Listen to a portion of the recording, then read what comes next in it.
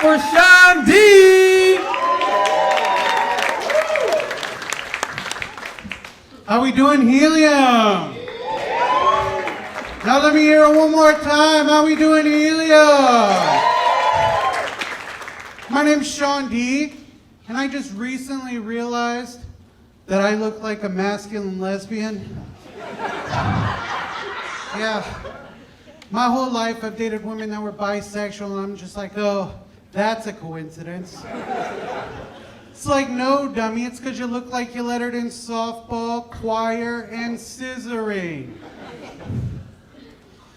I know what you guys are thinking. Does he know he's that fat? I do.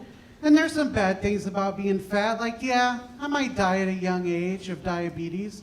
But there's some really cool parts, too. Like, if I get an attractive girl to have sex with me, she typically does all the work. And that's not because I'm being lazy. I'm just taking mental pictures because that doesn't happen that often.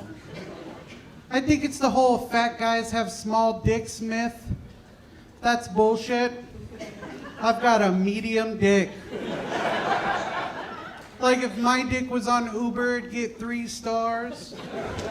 He can take you where you need to go. But you're not going to be super impressed when I show up in a Chevy Cobalt. I mean, it's not an Escalade, but it's not a smart car either. I'm sure it comes as no surprise to everybody here that I'm a big fan of Little Debbie. Really, I like all of them but one. Raisin cream pies. Think that's because I'm raising 6 of them bitches. 3 of them weren't even my cream. Yeah, that's a joke about being a stepdad. Guys, when I was born, my dad was 16 years old. So we kind of grew up together, you know? Other kids went to their dads on the weekend and went fishing and hunting. Our weekend activities were staying up till the wee hours in the morning, playing Madden, while he got stoned like a trailer park driveway. He even went as far as to call his bong his favorite son. I know your natural reaction is to feel bad for me there. Don't. At least that's the only son he sucked on.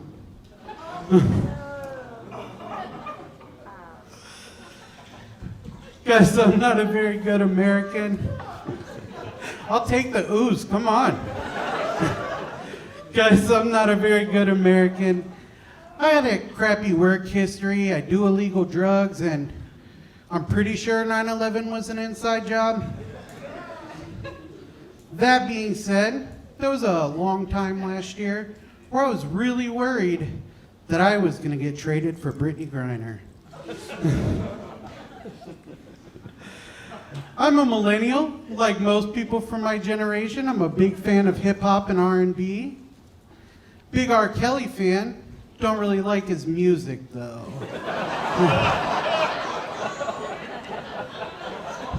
That's just a joke. That's just a joke. I did catch his documentary on Netflix, Surviving R. Kelly. Got a few problems with it. First of all, through the whole thing, he's just talking about how much he loves his kids.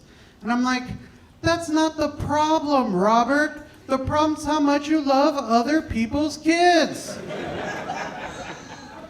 Then he starts talking about how he doesn't have any bail money, and I'm like, oh, what'd you do? Piss it all away?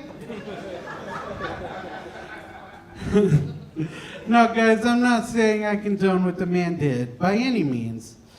But hell, Catholics still go to Mass, right? Guys, I got one more for you tonight, and then I'm going to get out of here. My grandma's not a big fan of my generation. I had to go visit her in the hospital recently because she's on her way out, and I really dreaded it because I knew right away she was going to start in on me, and she did. She was like, Sean, you millennials are all so lazy. Most of you still live at home. And I'm like, yeah, Grandma, down payment for a house isn't $45 anymore. Then she's like, see, there you go. You're all so entitled. And I'm like, wait, my generation's entitled? I don't think I'm from the generation that had a problem sharing our buses, bathrooms, and schools. That's when she knows. Thank you. Thank you. That's when she knows I'm winning the argument. So she brings out what she thinks are her big guns, and she's like, yeah, but your generation is just so dependent on technology. So I unplugged her. Yeah, who's dependent on technology now, Grandma? Guys, I'm Sean D from Kokomo. You've been amazing. Thank you very much.